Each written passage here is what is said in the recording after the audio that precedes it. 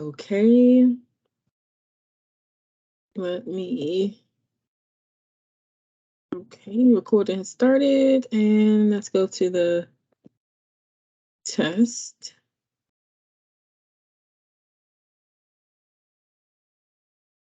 Okay. All right, so this is groups, and groups just has 100 questions. So we'll just start, of course, at one. If you have your book, have it ready, and we are going to start now.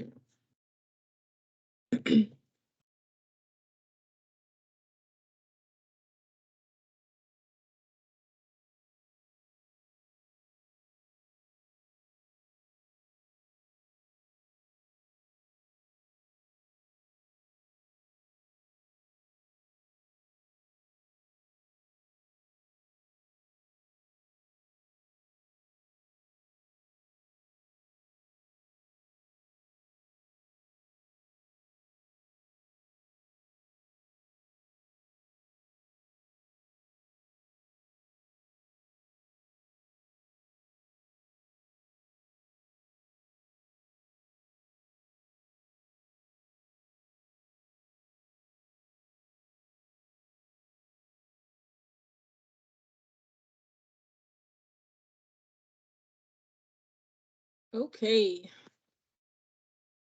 in a dyadic relationship. Okay. All right, in a group setting. So yes, that seems like the proper answer because you would think most counseling in the beginning did take place with groups. Like that was the first initial start of counseling before they started doing individual counseling. But if you're thinking like the 1960s, it's when they say dyadic, they mean counselor and counselee, like a two-way relationship. So it did start off with groups in the early 90s. And then when it reached the 1960s, if you can remember that in the 1960s, a lot of counseling modalities were started. And we went over that in helping professionals. I don't know if you remember it, Angeline, but we talked about how in the 1960s, a lot of modalities like different kind of therapies were introduced and people were arguing over whose theory was the most. And most of those were dyadic, meaning individual counseling sessions.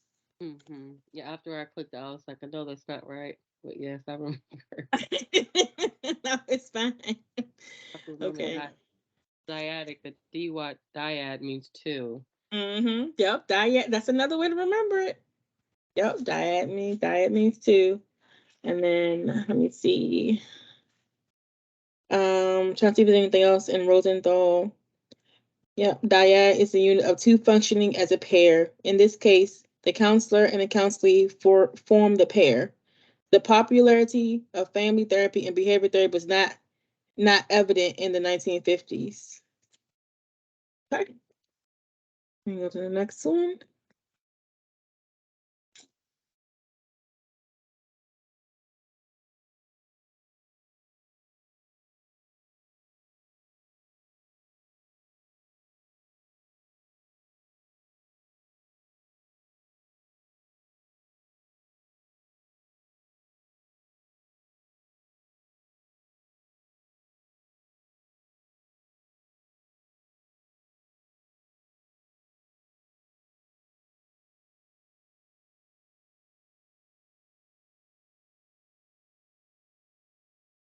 Take this off.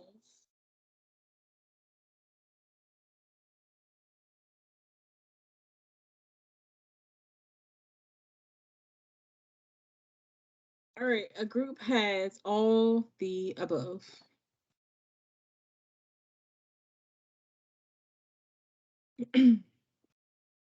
Okay, awesome. We all got the right. We can just go right to the next question then. Any questions about that one? Because we all got that one right. All right. Okay.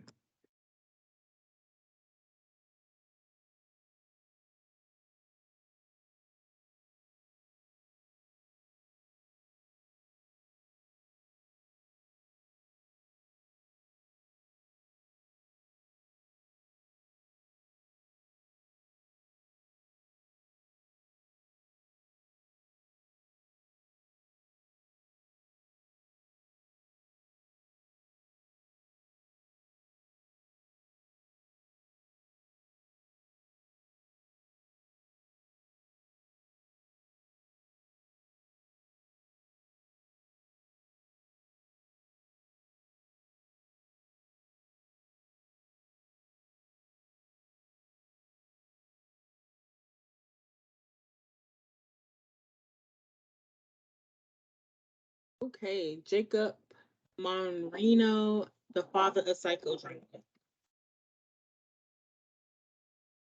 Marino is the correct answer. 10 years before psychiatrist Jacob Levy Marino coined the term group therapy, he noted that individuals in Vienna involved in theatrical productions without scripts experience a cathartic reaction which seemed to be curative. In psychodrama, the client expresses spontaneous feelings via role playing. Hence, the literature often talks about Monroe's theater of spontaneity in the 1920s. So when you think about who coined the group therapy, you think of Jacob Moreno, and you think of psychodrama, it relates to like theatrical role plays.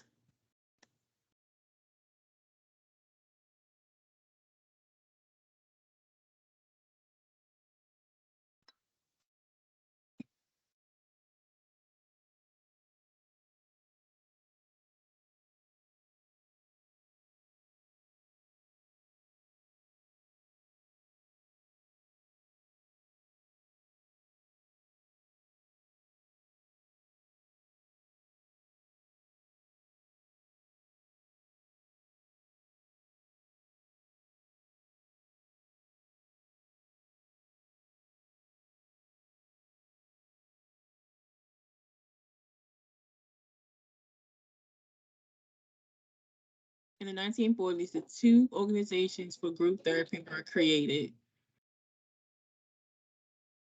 And the correct answer is C.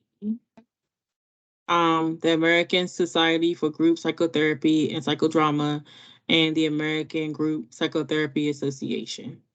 Did anybody have any questions about that in regards to, okay. All right, and if you think about psychodrama, you think about who again? The first person to term group therapy, who was it? Moreno? Yes, you're right. Okay, I thought it was a trick question. I was like, you just said Marino. Ding, ding, ding. All right, next question.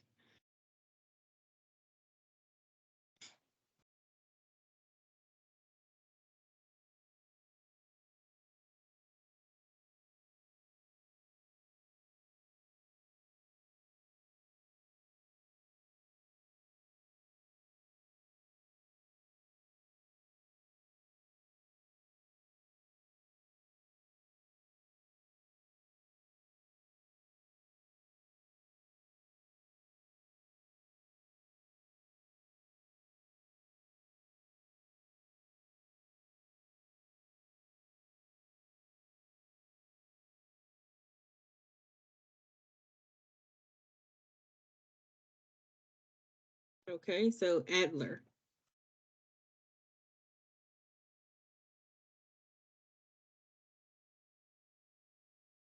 Okay. Um, Anyone have any questions about why they chose Jesse B. Davis?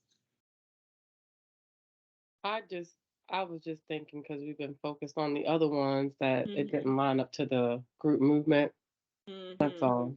No, Jesse yeah. B. Davis is the only one we haven't talked about. Yes. Yes, we haven't. That's true. So if you want to know about Jesse Davis, Dr. Jesse Davis is cited as a pioneer in school guidance counseling. And then Adler, he's known for his individual psychology, but was actually engaging in group treatment during the 1920s at his child guidance facilities located in Vienna. So he actually started the first group movement, but not just the coin the term group therapy. So group movement and group therapy are different. But when you think of who started the group movement, you'll think of Adler. Um, His rationale for group work was simply that man's problems and conflicts are recognized in their social nature. Okay. Do you have anybody have any questions about that? I need any more clarification? Okay.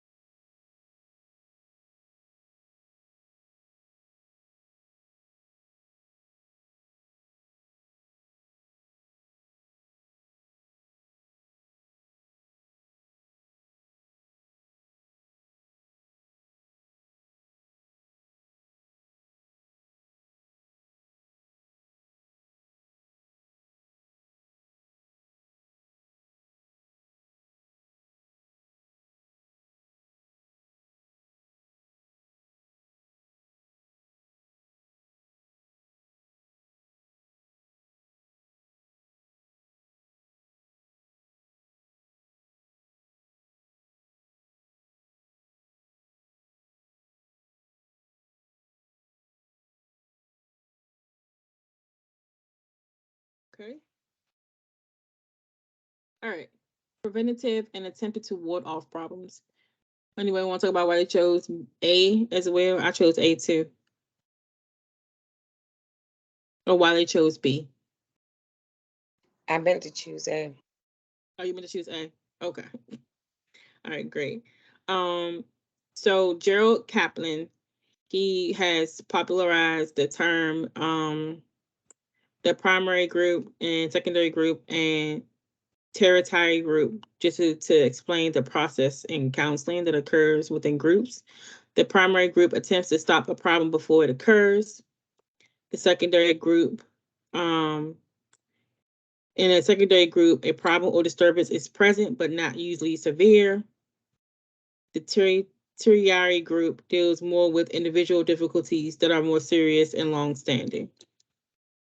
So just keep in mind that for the next questions, it's going to come up.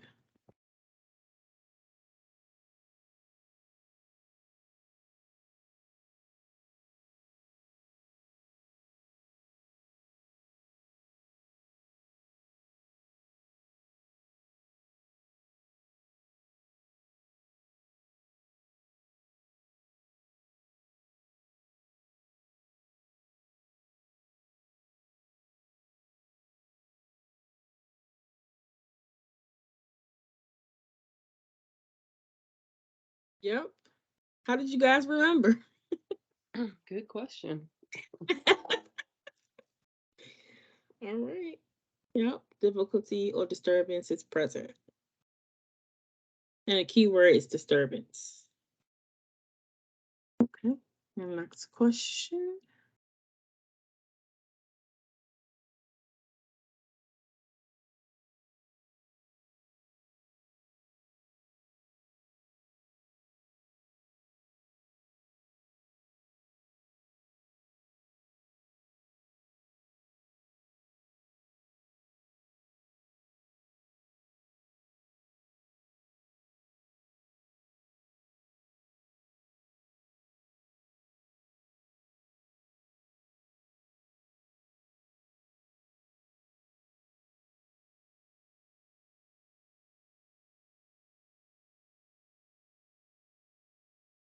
The tertiary group is more likely to deal with severe pathology. All right. I don't know why I picked A. I think I was just trying to hurry up before my time went out. But yes, D is the correct answer.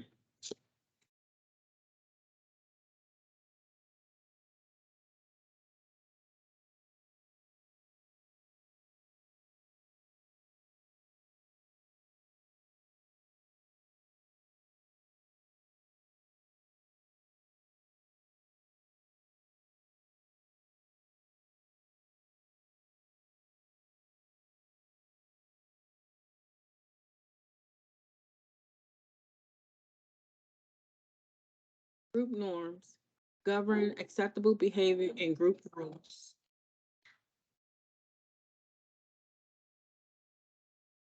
Okay, we all got that right. Okay.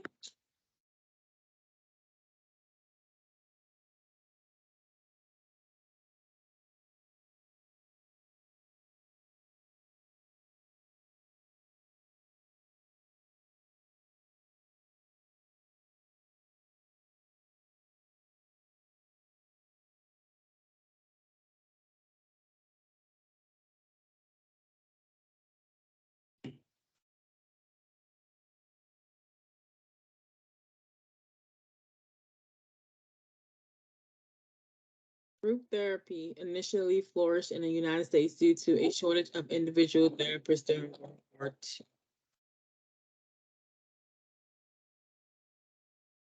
Okay. Anyone have any questions about that? We want to read more into that? Did you want me to read it or? You can read it. Okay. It says during World War II, many individuals were plagued with severe psychological problems.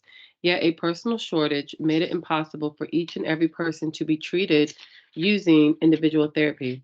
Marino had brought the idea of group therapy to the United States in 1925, but the supply and demand issues sparked by the war effort were the catalyst which generated this idea, whose time had come.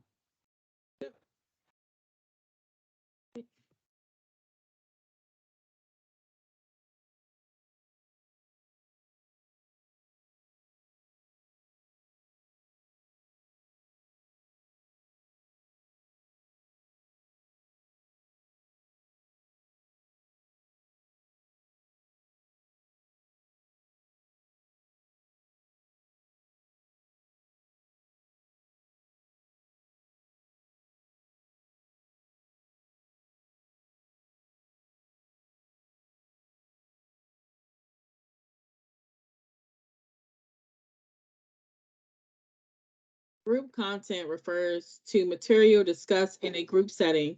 Group process refers to the manner in which discussions and transactions occur.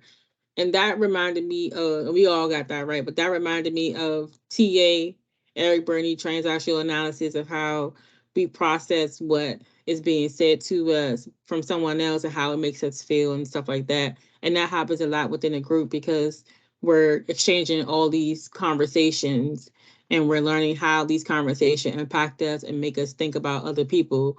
And that often can be a projection of ourselves. Anybody want to add to that or want to read the reason for the answer? If not, we can go to the next one. Okay.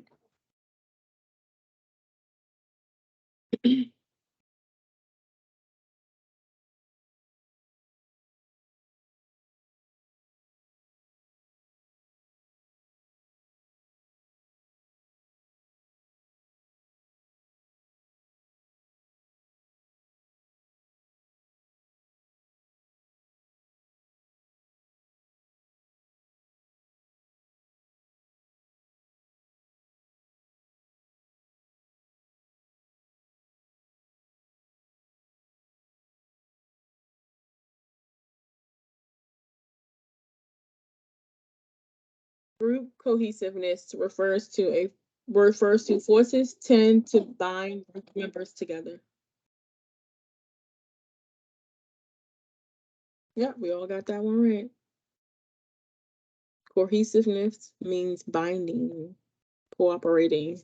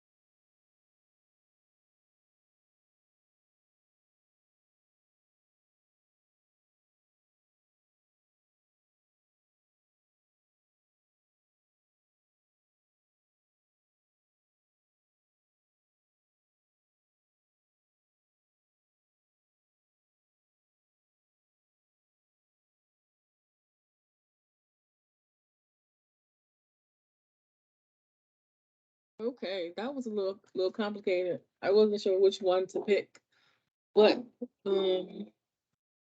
let's see how you all did it as well. Okay. Group therapy addresses a less disturbed population of clients. Anybody want to talk about why they chose that one? I was thinking, like with the group therapy versus the group counseling, that one would be focused on a smaller issue than the other one, as to how long it lasts and like how serious the issue is, I guess for me. But I was thinking they're the same thing, but that's why I didn't put, because when it says group therapy, also dubbed as a personality reconstruction group, it just kind of threw me off. Mm-hmm. Yeah, I can see that.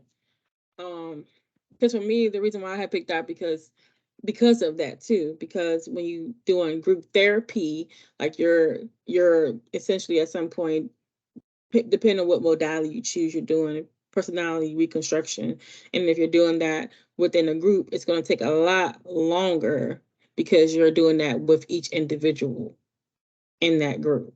So typically within a counseling session with a group, you're not focused on each individual within that group. You're focused on just the group dynamics and what's being brought up, but you're not going back and delving deep into someone's past or their traumas or whatever. You just focus on the feeling in that present moment within that group. I don't know if that makes sense, but that's how I. Oh, okay.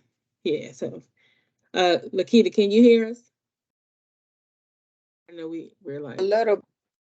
Okay. All right. So make sure you're okay. All right. We can go to the next question.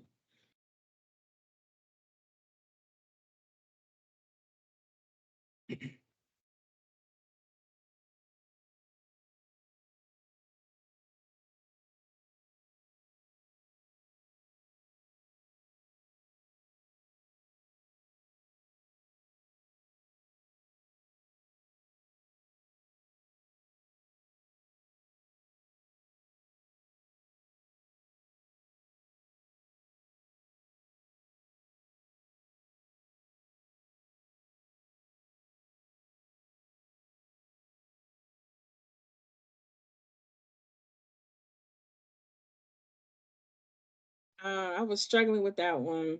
I knew it was Mhm. either A or B because Yeah. C and D made no sense at all, for one. Right. Um, so the answer is structured exercises are less effective than unstructured techniques. And it just threw me off with the ethical guidelines. I was like, maybe that's right. Yeah. I was like, because when they throw something in there like that, normally it's right. And I was like, maybe it is too dangerous for the depressed or anxious. But Mm, I guess if it's structured, it's supposed to work for all. So, right. And my thing too was if you look at the keywords like A and B, it says structured exercises. A says more and B says less.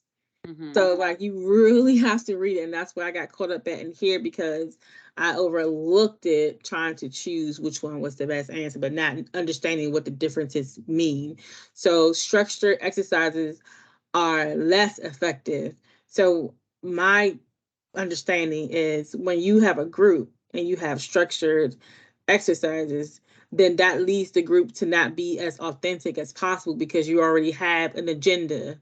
And usually the group does the group members provide the agenda. Though you might have a topic for the group, but the group gets to determine how the group is going to be ran and like what they're going to talk about in like more detail because it's based on like how they are impacted by what people are saying and what's being brought up for people and how other people react. And then you have then unstructured technique. So if you have unstructured technique, then you're not going to know how to manage the dynamics of the group when those feelings and thoughts come up. And you have clients who present difficulty within the group. You're not gonna know how to handle that, and then that's going to make it worse, where you can do more harm than good to the clients. So if I would took my time, maybe pressure, the pressure. the pressure. But yeah, so does that make sense to you as well? It does. Okay, okay, all right. The pressure is mounting.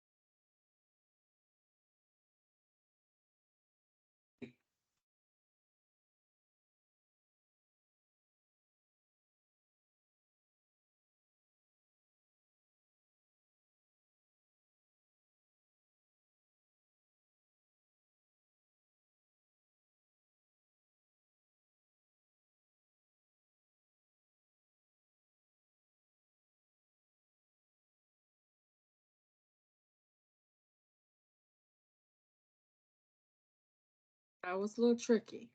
It was the A and B. The double answers always gets me. Yeah, I literally had to read it slowly this time. What one advantage of group work is that a counselor can see more clients in a given period of time. One disadvantage is that a counselor can be too focused on group processes One and disadvantage. thus individuals, right? Because when like what the comment I made before, like the individual needs are not met because it's not individual therapy, it's group.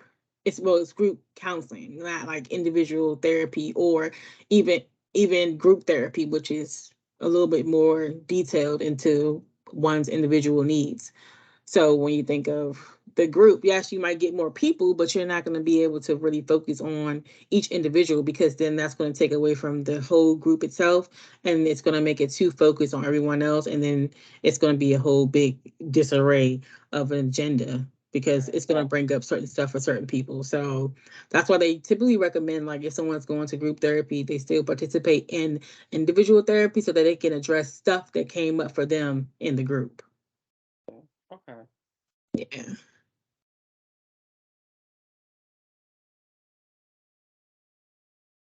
Hmm.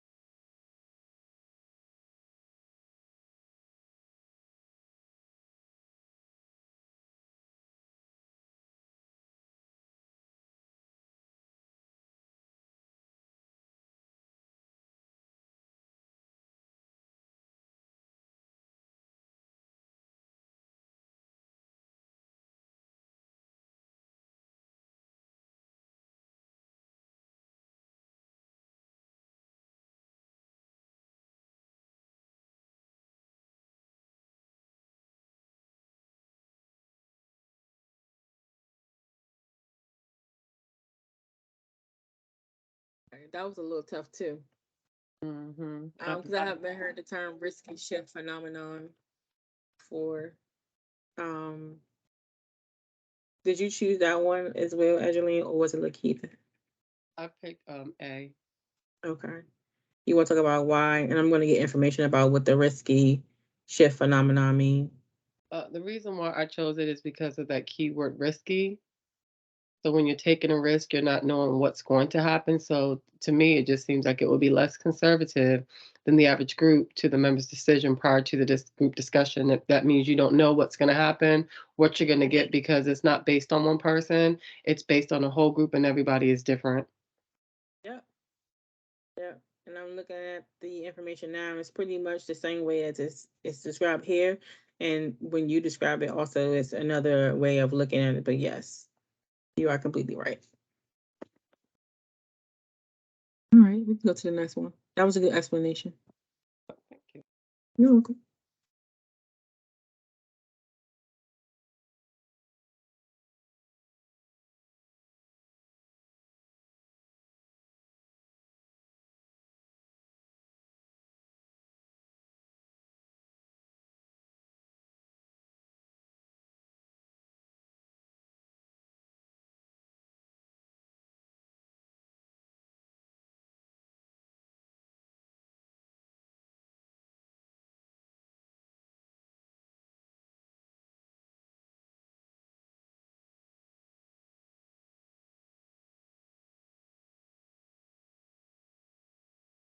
T groups often stress ways employees can express themselves in an effective manner. The T in T group merely stands for training. In between So, training and techniques, because I'm thinking like strategies, different ways. yeah. And if you looking at, yeah, because you think about employees, they usually go to trainings, right? To learn techniques. So if you have a T group and it's with employees, then it will be for training. The T really stands for training. It is not unusual for T groups, aka training groups, to be called laboratory training groups, or even at times sensitivity groups. Such a group will focus not on mental health issues, but rather on human relation processes between personnel in a business setting. We're gonna leave it right there because I think that's good. Do you want me to go into more, or was that good enough for everyone? Uh, it was good enough for me. Uh, is it good enough for Keita? I think she said she might not be able to really hear, but Okay. um, it's okay because she can go back to it and then 'cause it's recorded too.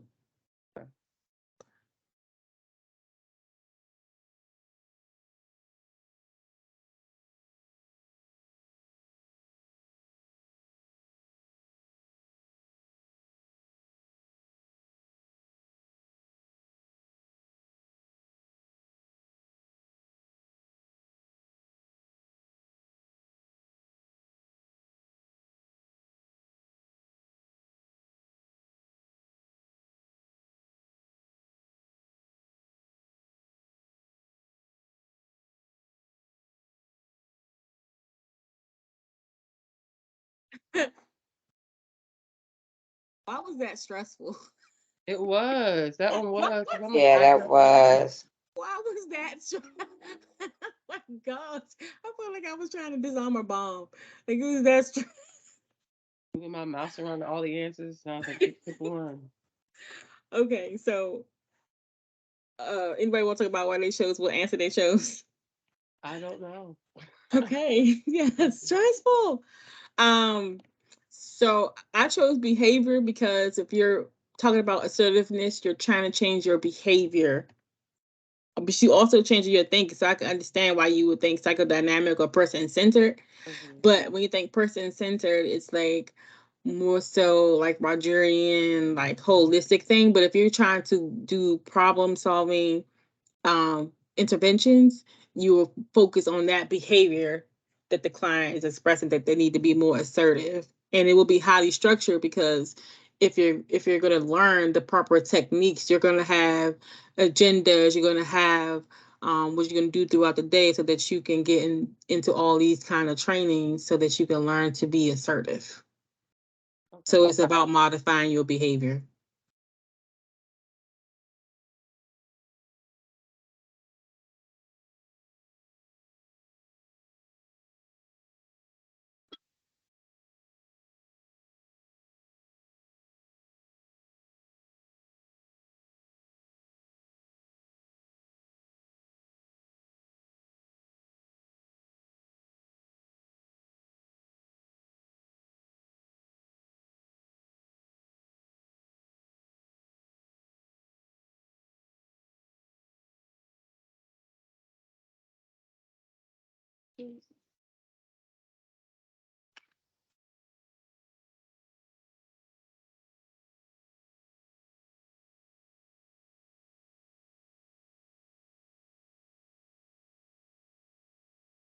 Weight Watchers is a self-help or support group, as is a. I was thinking that. Mm-hmm. But I was like, well, wouldn't they be training them like how to help themselves? Like they would train them like on things they need to do, but Mm-hmm. Yeah, because if you think about self-help, it's like, you know how they have those apps, the Weight Watchers app. Anything that you give like to a client, that goes back to that homework, that bibliotherapy. Like you're giving someone homework, so when they're using these apps and stuff, they have to do it on their own. So you're helping yourself, gotcha. right? So Okay. think self-help. Yeah. All right.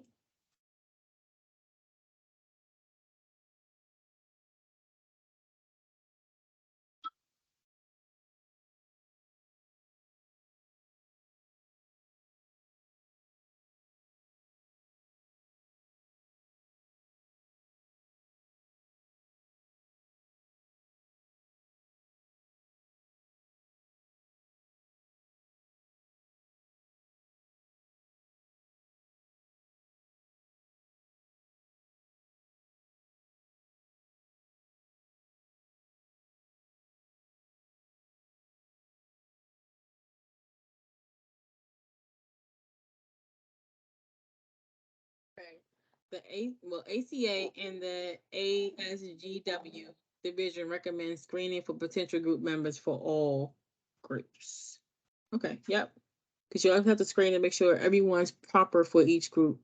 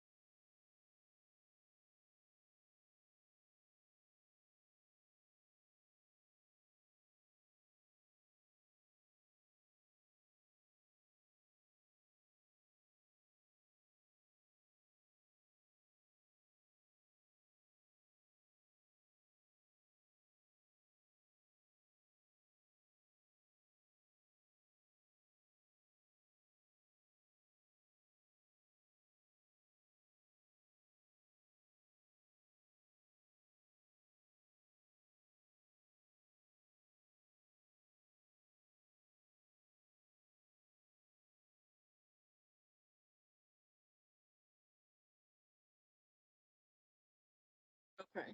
A counselor is conducting a screening for clients who wish to participate in a counseling group, which will meet Tuesday nights at his private practice office. Which client would most likely be the poorest choice for a group member? And C, an extremely hostile and belligerent construction worker. So you don't want anyone in your group that is going to be a threat to someone else or themselves in the group, because they need more intense individual counseling or therapy. They will be a destruction, like, and it will also like cause the group to go into possibly a panic. So I was just like, I needed more information to kind of choose because I was like, what kind of group is this? Like, why are they meeting Tuesday? What's the purpose? But that does make sense. Okay. Yeah, no one with current suicidal or homicidal ideations should not be any kind of group settings. they require more intense help.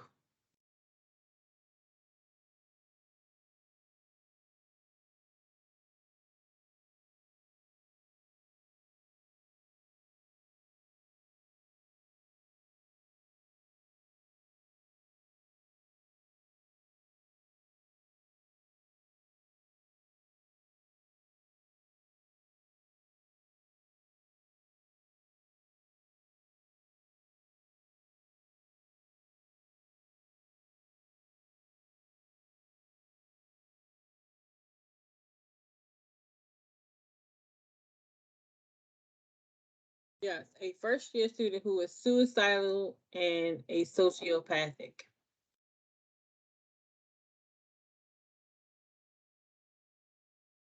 Yep, you guys remembered. But you ladies remembered. All right, next question.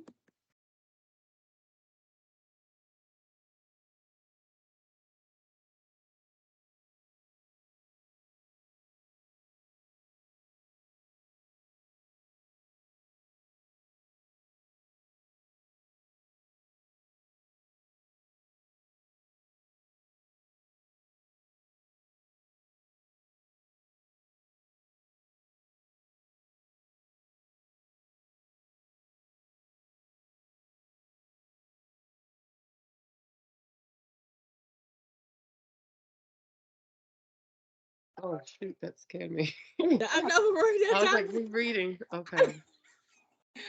Okay, so a screening for group members can be done in the group or privately.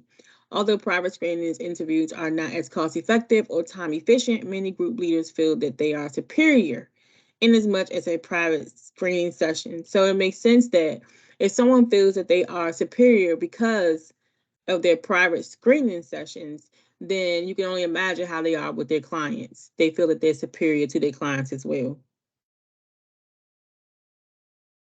Does that make sense to anyone? Or No, it does. oh, okay, I okay. was rereading all the answers. I was on that last one, reading it twice, and then it just popped up on me and it scared me. It scared you. What was the answer? The answer is D, are generally superior in terms of counselor and client interaction. So when you look at the question, the last one says, the statement says, many group leaders feel they are superior in as much as, and then are generally superior in terms of counselor and client. So if you think of someone who has a private practice in this case, and they do their screening and they feel they're more superior than that of screening done anywhere else. So you can only imagine their mindset. It's pretty much about their mindset. The same mindset that they have with the screening and feeling superior is the same interaction they're going to have with the client and feeling superior to the client as well. Did you need any more clarification, Lakita, or was that good enough for you? Or you need me to go on more into that? That was good. Okay, I just want to make sure. All right, great.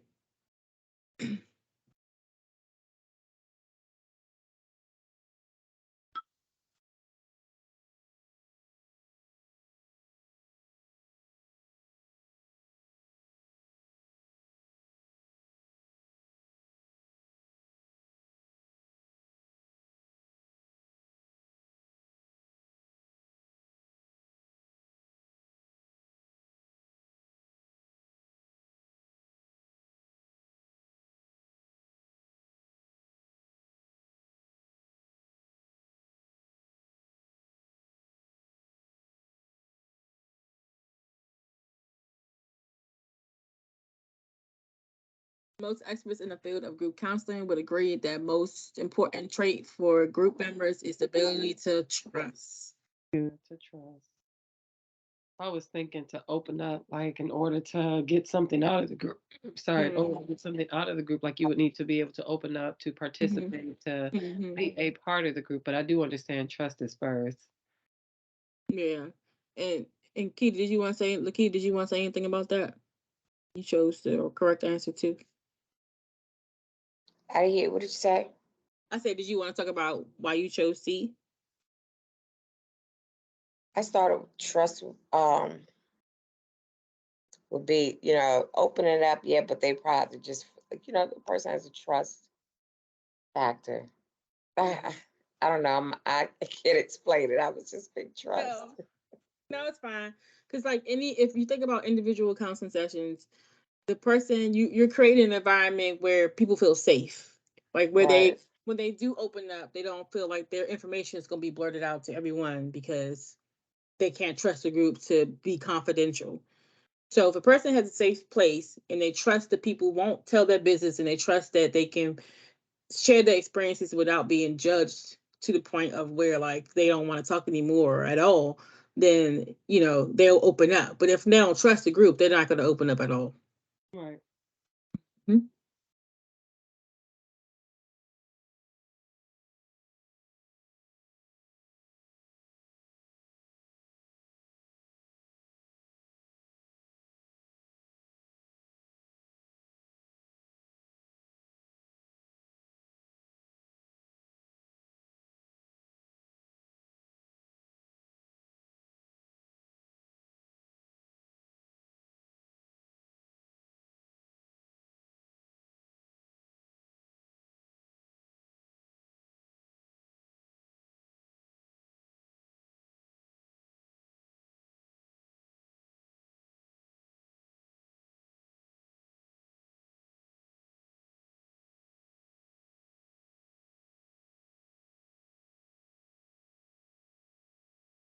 Groups can be opened or closed. The two differ in that closed groups allow no new members after the group begins. I read that wrong. Or would you thought you had read?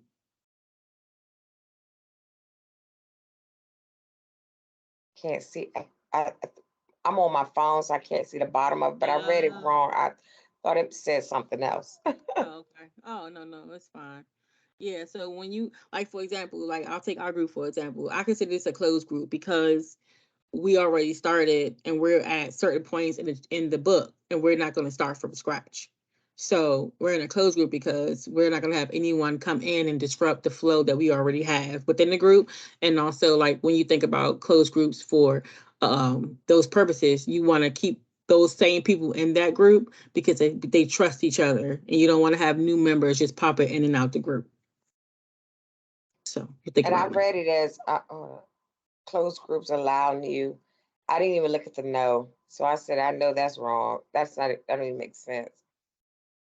And I Yeah. chose something else, and it was the right. And I looked at it, I said, oh, that said no new members. Mm-hmm.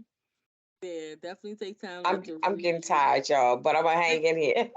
Hey, look, you about to take your test tomorrow, right? Like you gonna be good. I believe in it.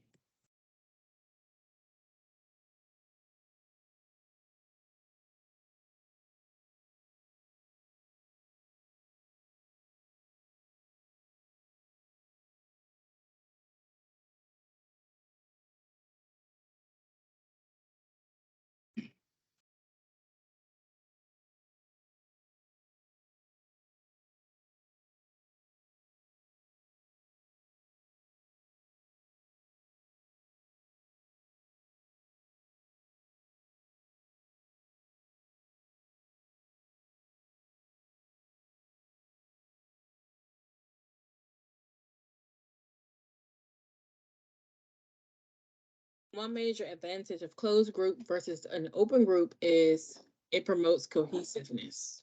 And that goes back to what I said with the previous questions that when you have a closed group, you have those same members within that group. And yep, you ladies all got it right. All right. Learning, learning, learning.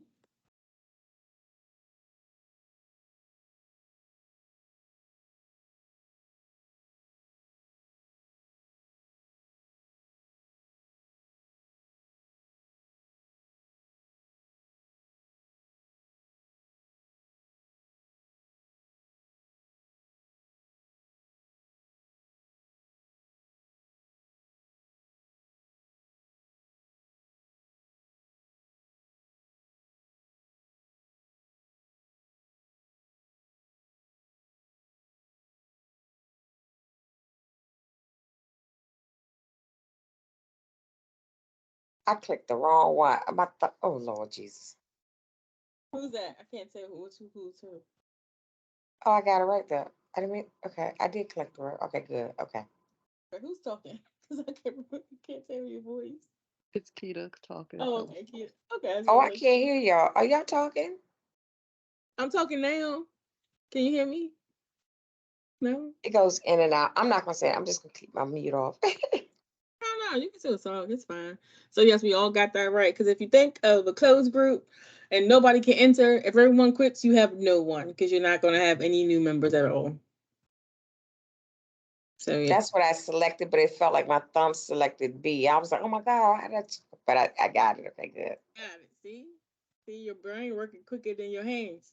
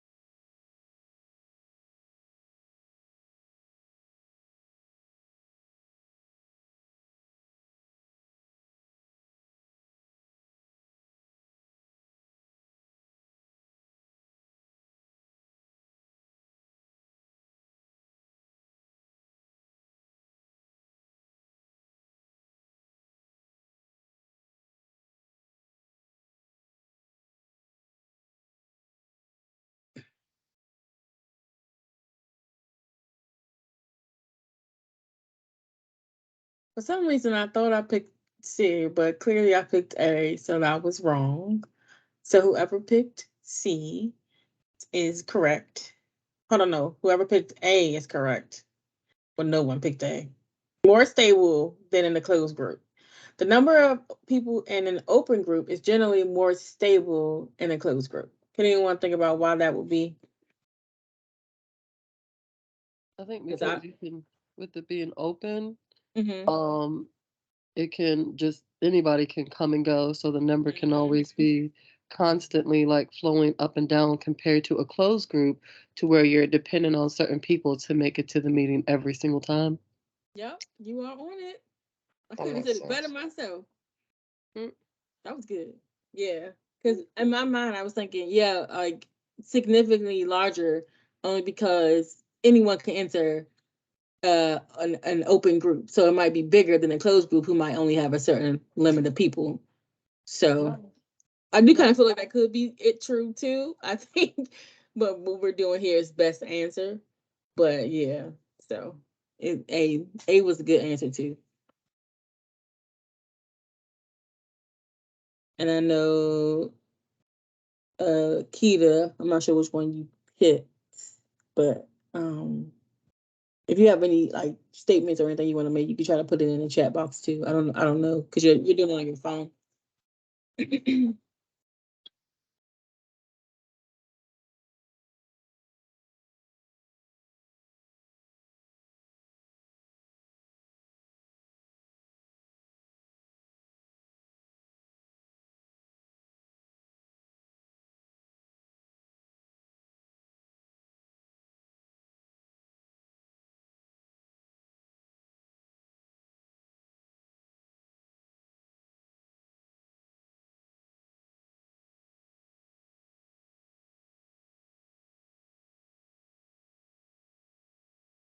Yes.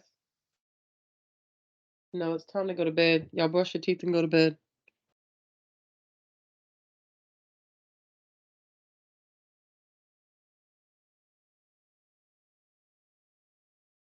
Go heat up some food and then go to bed. You should have thought about that an hour ago.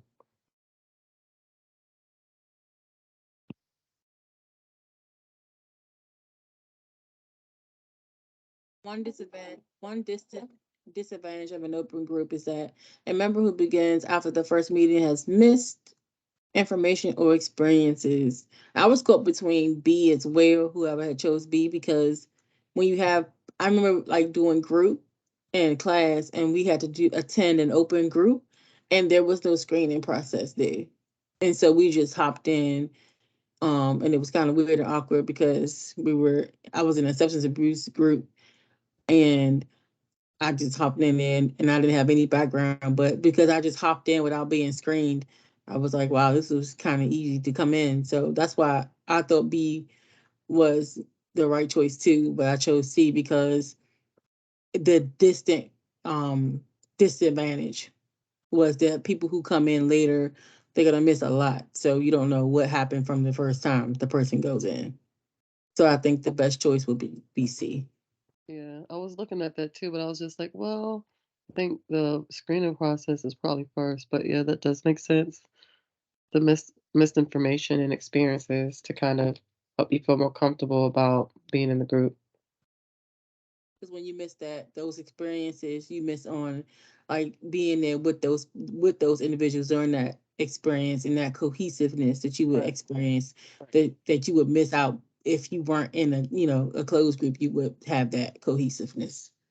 So Agreed. yeah. All right.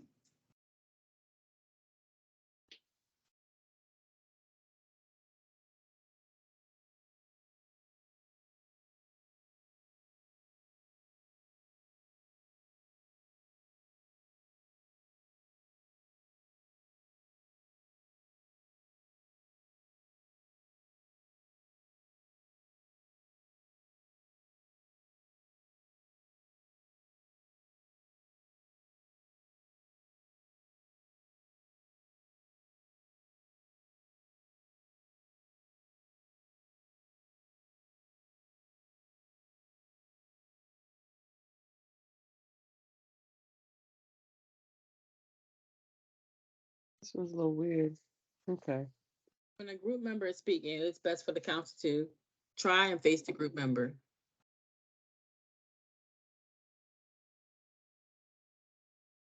I was thinking like smile. I was like, wouldn't you want them to smile? Like, I don't Right, know. that just seems kind of weird and incongruent, especially if someone's talking about trauma and then you're Yeah, smiling. that's It's what I just was like, like yeah, that's Yeah, creepy. And then it so- is. and then suppressed genuine emotion was just like you want to be authentic. You want to be like, wow, really? Like you want to be like express how you feel as long as it's appropriate, right? Right. And then not face the group. We know that's not the answer because you want to face the group to make sure that you're being attentive and they know that you're interested in the group and not like you're bored and you want to go, right. So try to face the group member. It shows that you're like listening along with leaning in, keeping eye contact, stuff like that. Body language. Yeah. Hmm.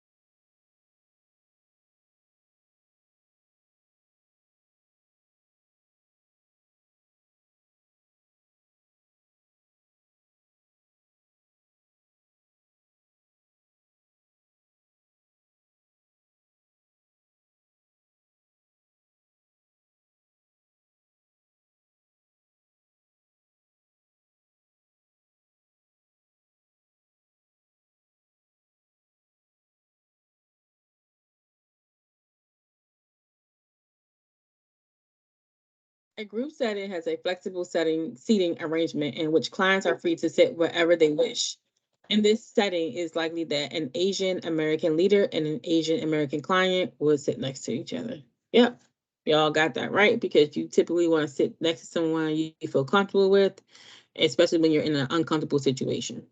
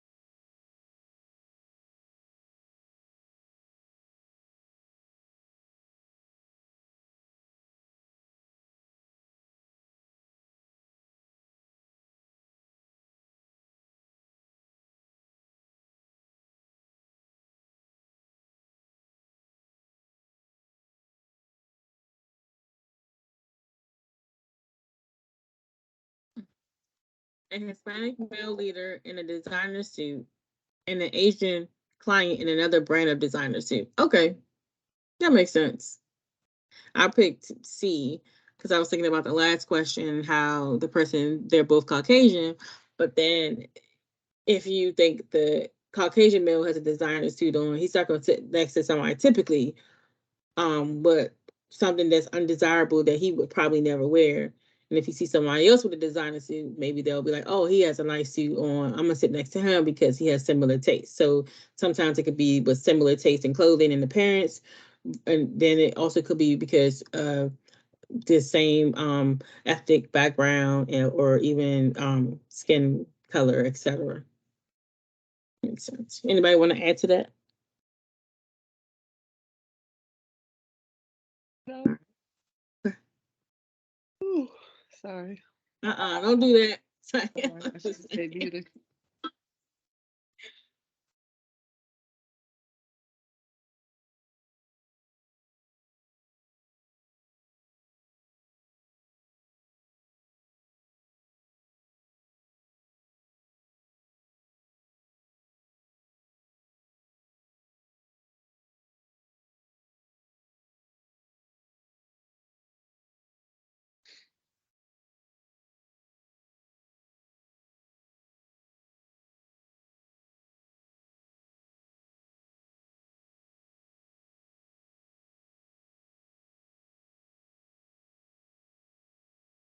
Oh, maybe I clicked the wrong one.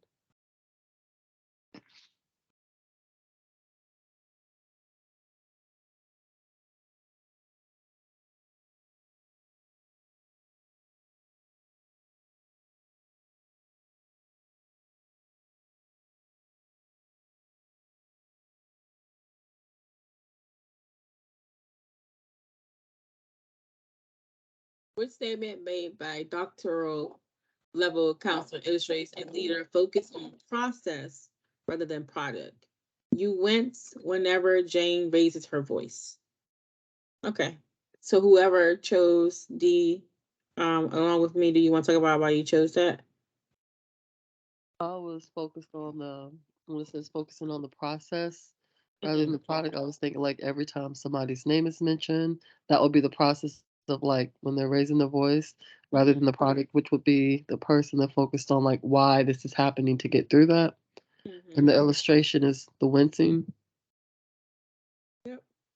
So it's like, how are you processing what you just said? Like when you're in a counseling relationship with a client and all of a sudden they're talking, but yet like they're like fidgeting whenever they talk about a certain thing. And it's like they're processing something, but they're not saying it, or maybe they're unaware that it's something that they need to process.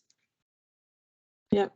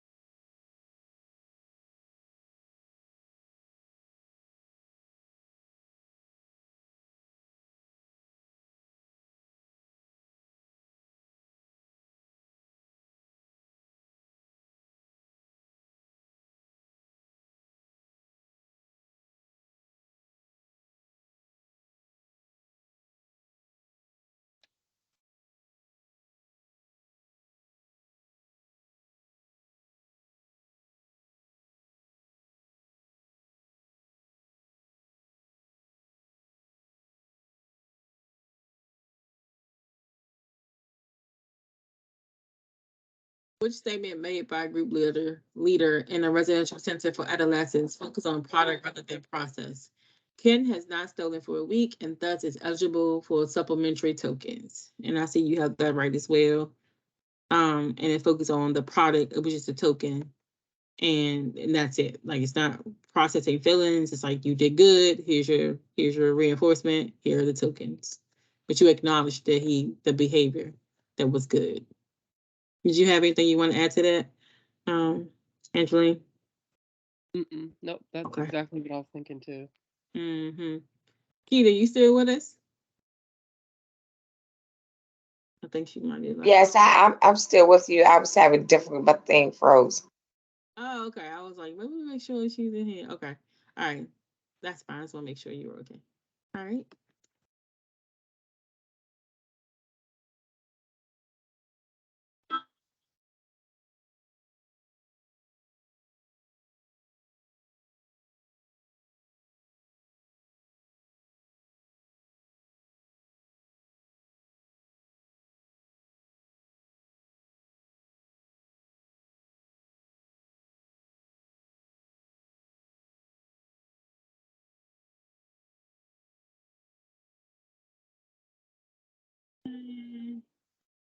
This one's weird. Yeah, definitely not the right answer. Group promotes the concept of universality, which suggests that we are not the only ones in the world with a given problem. Which is weird to kind of word and provide an answer like that because it's just Yeah, that's why I'm confused about that one as well. Let me see what question that is. Um, it is therapeutic just to know that you are not the only person in the world who has a given problem. In this respect, the group model has an advantage over individual treatment. There is a likely possibility your exam might substitute the word mutuality for universality. Okay, Keita, I hear you. But even so, group promotes a concept of universality, which suggests we are not the only ones in the world with a given problem. Hmm. Okay. I'm gonna put a tab on that because that one that's not as clear, and maybe Rosenthal try to make it as like maybe confusing as possible with this. got called Um, again. right. Let me fold up my paper on the end of this book so I can go back to it because it says something about like in the respect in this respect the group model has an advantage, the group model. So I'm gonna figure out what that means initially. So I'll look back into that and universality. All right.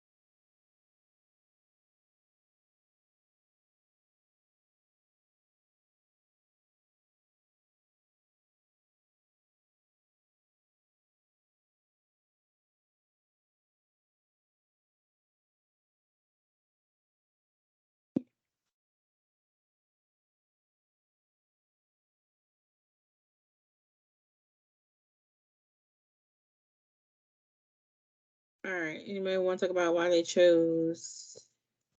Well, I chose B as well. Anyone who chose B want to talk about it? That what is it, Lassie's Fair? That word was I just remember something like in the early 1900s with that. That's the only reason I picked it because everything else did not line up or make sense to have come up that early. Like with the directive and the non-directive, I know it wasn't then. The relaxed, anxious, and tense was not then, and the assertive and non-assertive and aggressive, those were not back then. So it just seems like that would just fit into that time frame. Yep. So, if you want to talk about more about the three styles, the autocratic, which is authoritarian, is like the dominant leadership types and abilities. Leaders also vary in their decision making styles. Um, Leaders who use authoritarian decision making make all the major group decisions and demand compliance from group members. Authoritarian leaders typically make decisions on their own and tell other group members what to do and how to do it. The democratic decision making is Leaders who use this method encourage group discussion and believe in decision making through consensus. Democratic leaders still make the final decision, but do so only after carefully considering what the other group members have said.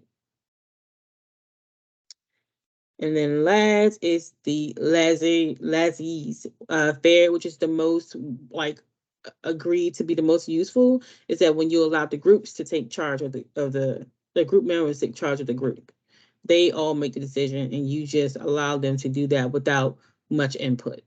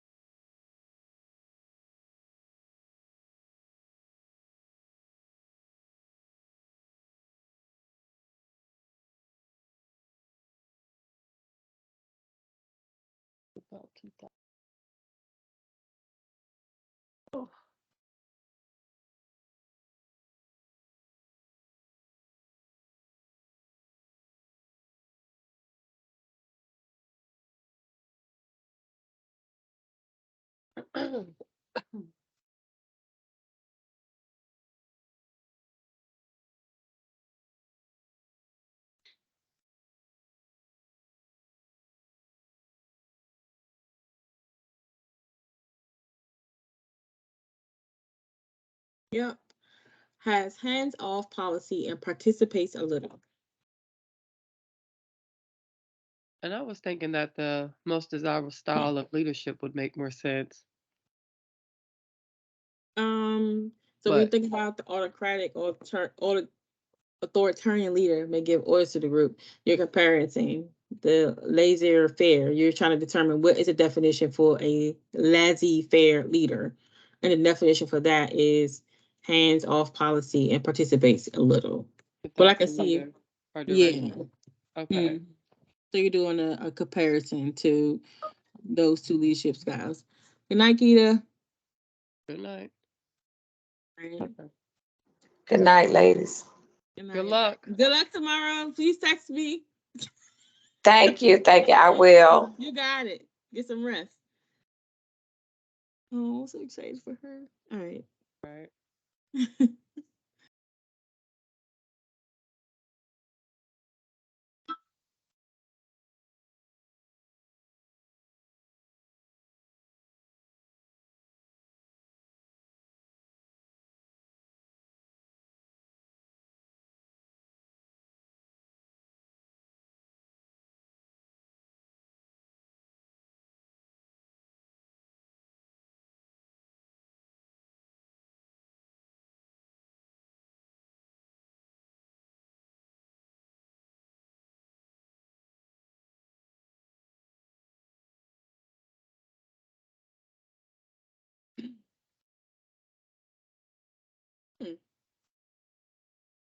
Interesting.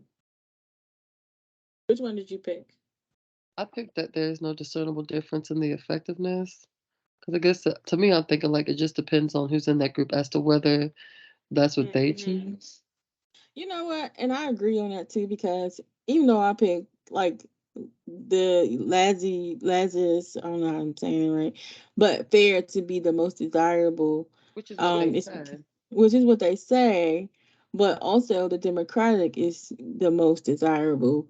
So when comparing the autocratic, democratic, and fair styles, the democratic style is most desirable. Let's look at that. That's question number 3438. It says that the leaders focus primarily on the here and now, and they're not being called as speculative leaders on some exams. It's the most effective in every case, and it probably lends itself to more situations than the other two. Okay. Yeah. Okay. So it's all about what is typical or what would be seen as the most desirable. But Right. yeah, like you said, I think it depends on the dynamic of the group. I wouldn't think autocratic would ever be desirable in a group, because you're pretty much telling everybody what to do in a group, and you're not allowing people to express themselves and talk amongst themselves and process things in a group. So I would definitely think autocratic would not be an ideal one. So yeah. Okay. So democratic is the most desirable. Having everyone make a decision and then you decide which is the best decision.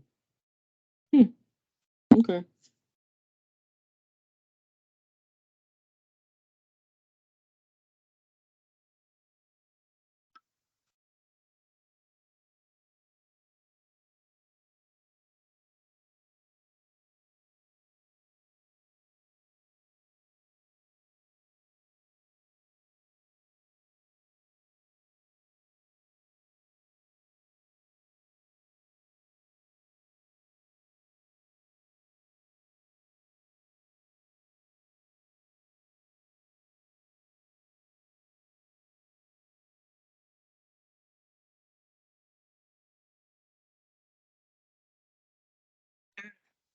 And I thought I got that one wrong.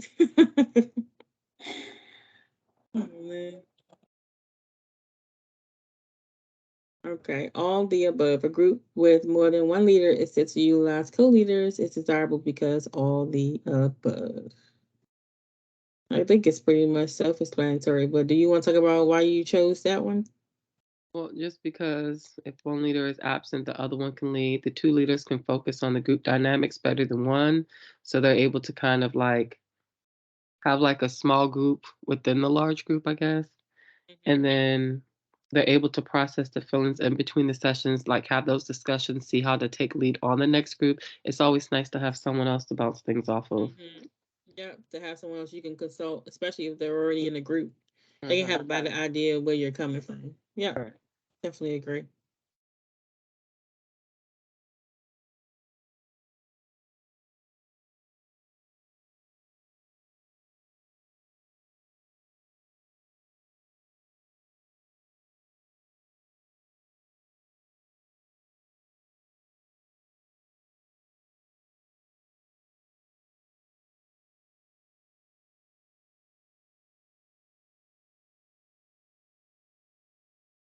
Co-leadership reduces burnout and helps ensure safety. Definitely none of those answers seemed appropriate anyway. Um, increases co-leadership does not increase burnout. Actually, it helps reduce it, which is why A is right. C has no impact on burnout, which is not accurate and should not be used for open groups. Like that doesn't make any sense. So Right. everything led up to A anyhow. So all right.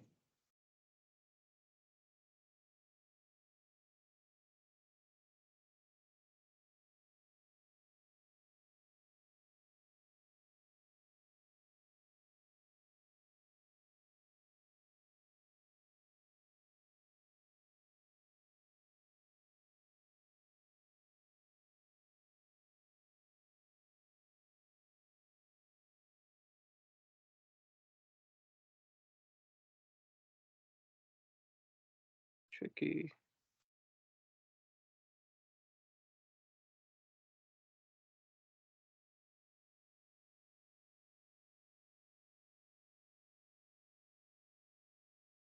Co-leadership, also referred to as co-facilitation, can be a disadvantage for all the above. And see, the crazy part is just before well, I guess the questions I have is a little different Mm-hmm. because when it was talking about the burnout, it said that Marianne Snyder Corey and her husband Gerald Corey mentioned their preference for co-leadership, but indicate that many leaders do in fact work best on their own. But co-leaders work best when each leader has a similar philosophy and group style. So it is generally accepted that it is best for co-leaders to physically sit on opposite sides of the group rather than next to each other. So I'm thinking with that explanation that co-leadership, also referred to as co-facilitation, can be a disadvantage when they're working against each other. But then also C was a good answer too, but I wasn't a fan of B.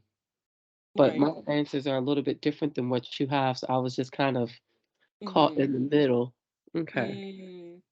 Does it have intimate in B at all? On mine, the answer is it just as co-leadership is helpful when one leader is experiencing countertransference, Mhm. exacerbates the harm of countertrans countertransference, has no impact on the issue of countertransference, or eliminates all difficulties associated with countertransference. Those, Okay. yeah. That is question number 41. Okay. It's They hopeful one leader. It's Actually, they okay. switched them. It's up here. Leaders are working against each other. This fact, never mind. It switched up here. So I guess maybe that next question is coming up and they just flip flop the questions. Oh, okay. I was a little confused. Okay, but Okay, yeah, I see it. I got it now. Okay, no, it's fine. maybe it switched it up, or maybe I put them in backwards. It's fine. Oh, no, I have an older one. Oh, okay. All right.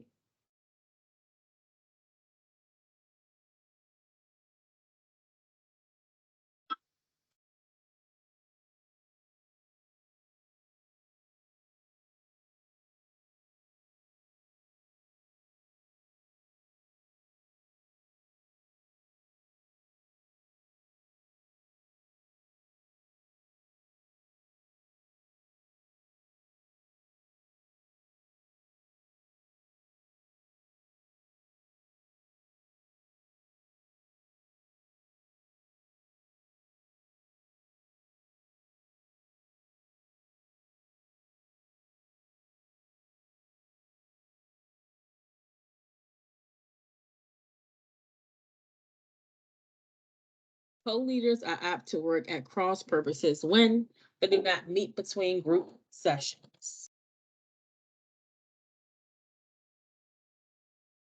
Yeah, we both got that right, because when you don't sit and have that consultation and discuss the dynamics of the group of what's going on, then all of a sudden you meet back up, and then your thoughts might have changed about how the group is going versus what someone else might think that's co-facilitating the group, and you're not in a cohesive team effort.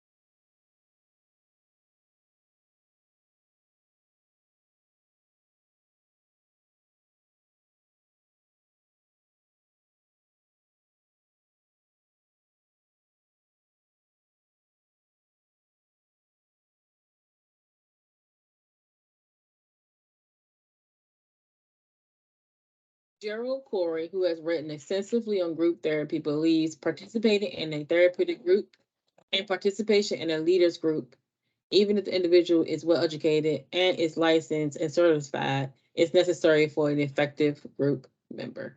And we both got that one right. Did you have any questions about that one? No, I just had to slow down when I read it because the D was in answer C, and so was A and B. Oh, it was like switched around. Well, just having a master's, a doctorate, and then the credit hours, it was talking about being well educated, licensed, and certified. So all of those were within one answer. Yeah. That's what that continuing education comes into play too. Like, you still have to be able to include in with those TEUs, be able to have that fostering therapeutic relationship. And, even in that leadership role, just because and I go to saying, like, just because you have all these degrees and stuff doesn't mean that, you're qualified to run groups, because some people just don't have that within them, or Right. they possess the skills that they have to learn that. Absolutely.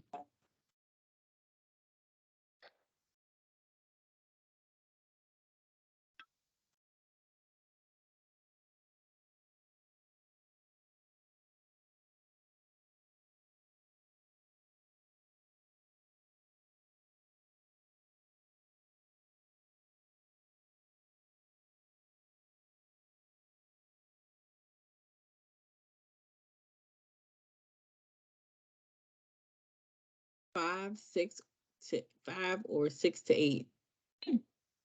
Which is Most odd. most experts would agree that an effective adult counseling group has 5 or 6 to 8 members.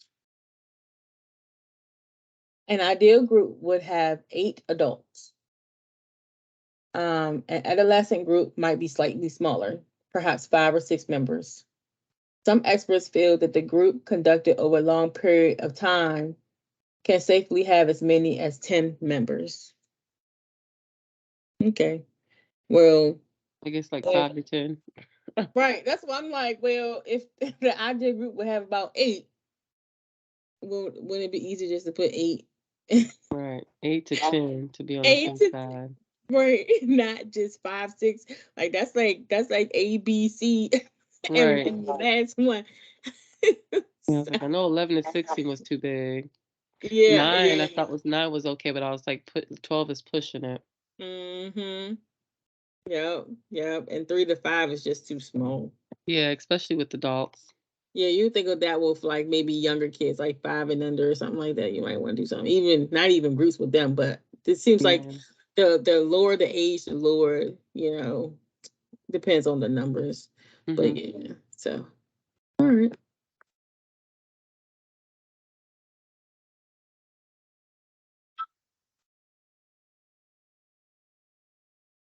I think this is the same question. It is. It's okay though. Let's see if we remember it. Help you, right? Surprise! Ain't nothing wrong with that. If you got it wrong, I have no. Yeah, it's personal if you did. Look, hey, I'm not gonna say nothing. It's recorded session here. It's like, no, It's great. It's great. You're doing great. All Trying to see right, who's paying attention. right, right. Hit you with the okie doke. Mm-hmm.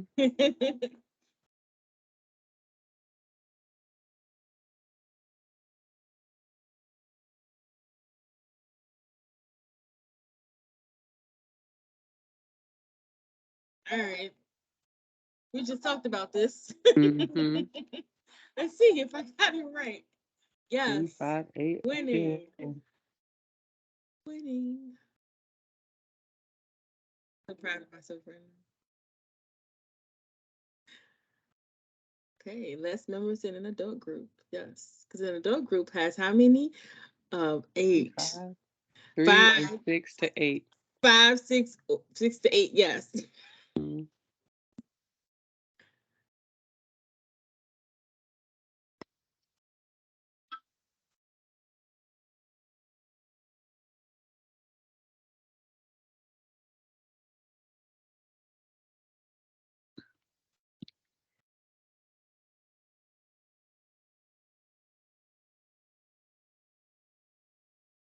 2 hours Although, per session. Okay. I didn't yeah, know that.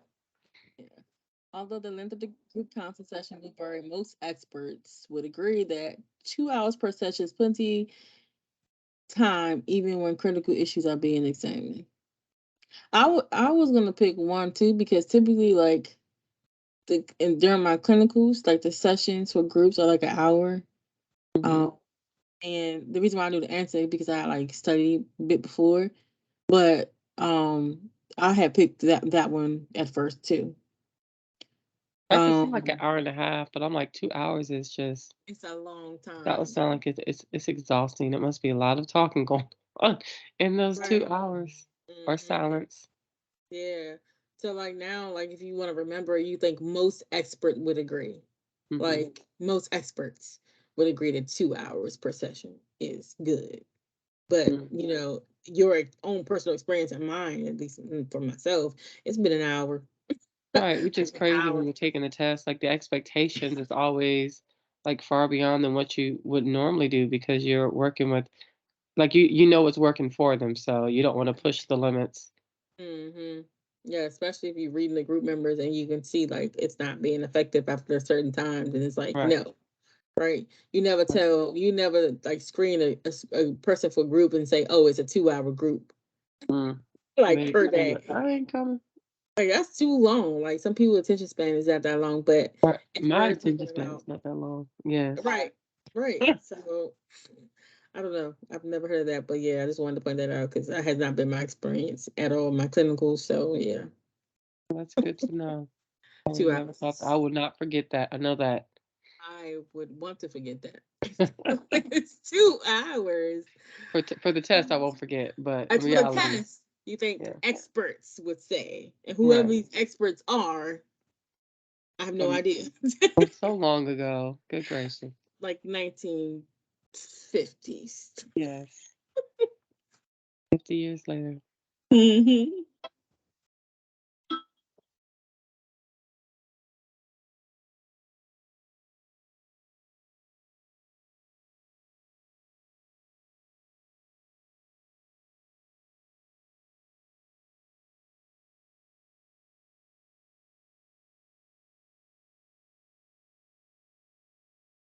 Now this one, did you get that one right? No, I got it wrong because I'm thinking like you would want them to discuss it in the group Hmm. so that they can hear others' experiences and what worked, what didn't work to see what they Hmm. would like to take away. But the less said about it, the better the group will interact, I guess, so that you're not setting off your group mates to get Hmm. upset, the other clients, which is So surprising. yeah, let me look. Let me look at that one's 48. 40, yeah, 48. Choices B and D are not desirable. According to the ACA ethics, safeguarding client is a must in the sense that the adapt leader takes reasonable precautions to protect clients against psychological, emotional, and physical trauma. Hint, although group confidentiality is desirable, um, leaders should inform participants that they cannot guarantee confidentiality. Lack of Right. confidentiality is a risk of group intervention. Which I get, but Hmm. in order to establish that trust and that cohesiveness, you have to start somewhere. Hmm. And I remember reading too, like when I was doing groups, like in my class, like and we talked about like explaining like the risk of being in the group, and then during that risk, you would explain that you can't guarantee Right. confidentiality, and that would be in the terms of ethical guidelines because you're allowing the client to have as much information as possible so they can make the best informed decision. Mhm. That was my understanding, but here it says just research has demonstrated. So I'm assuming when you think of like why this is the right one, because it's saying research. It's not saying ACA code of ethics. And mine is saying that the ACA ethics stipulate that leaders should inform participants. Mm-hmm. Participants, yeah. So that's Mm-hmm. why I was like the wording. I know you have the updated one, so they took out that ACA ethics piece. Mm-hmm. Okay. Yeah. Because one says the ethical leader and then one says research. That's the biggest difference from Mhm. those two. So, yeah, just gotta look at the wording. But yeah, if you're thinking from an ACA perspective, you will think A. If you think from C, you'll think about the research. Because Mhm. maybe when someone told them in the beginning, we can't protect or safeguard you, they might not want to say anything during the meeting because they don't feel like they can trust people because they're gonna Right. tell their business, right? Right. So that's what I'm thinking about, like in that perspective. Okay.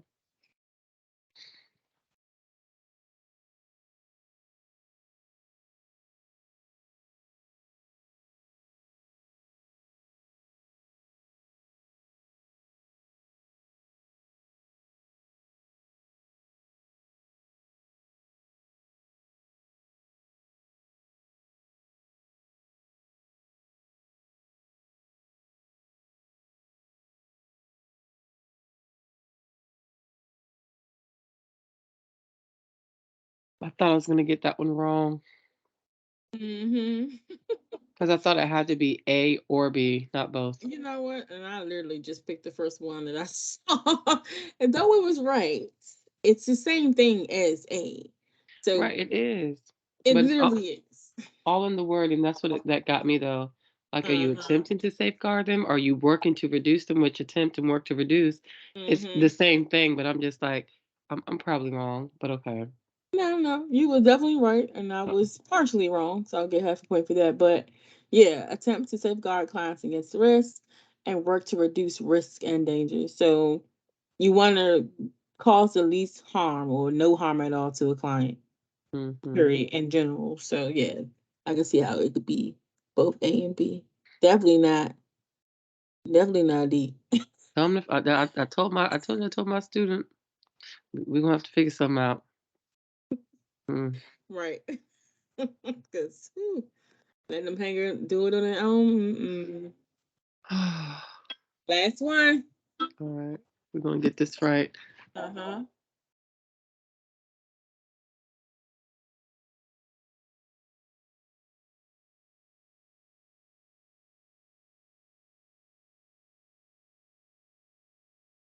If I get this one wrong,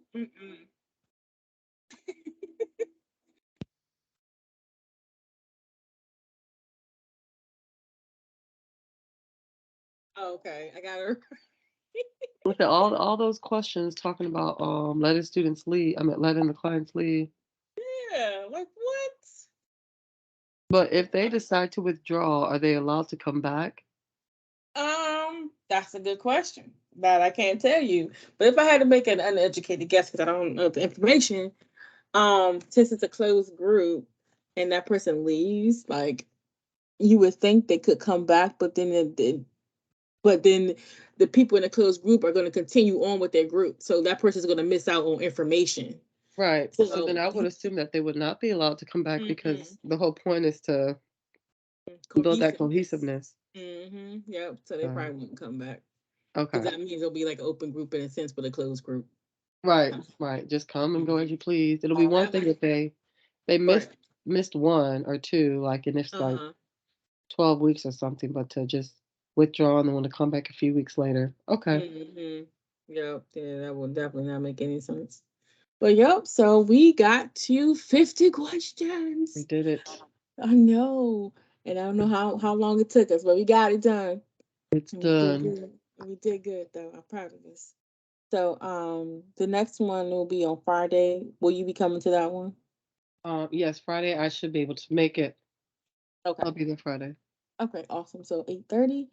All right, then get some rest, and I'm anxiously wait to hear from Lakita about her. I know. Please let us know how she does. I'm excited for her. I can't wait. I'm gonna like look at my phone constantly.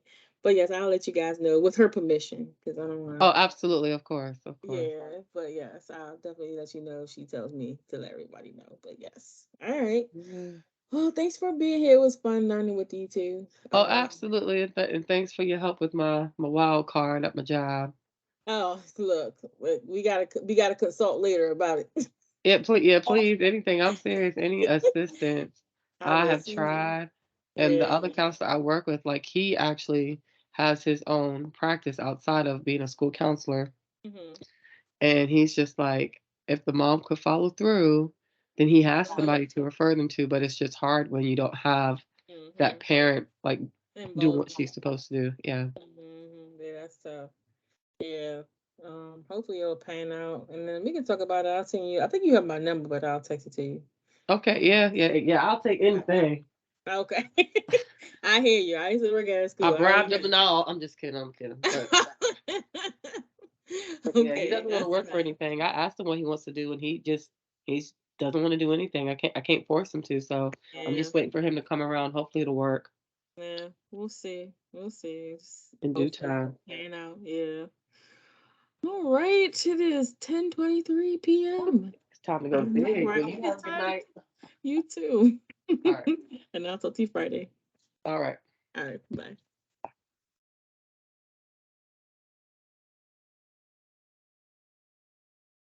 Thank you for listening to groups and group work.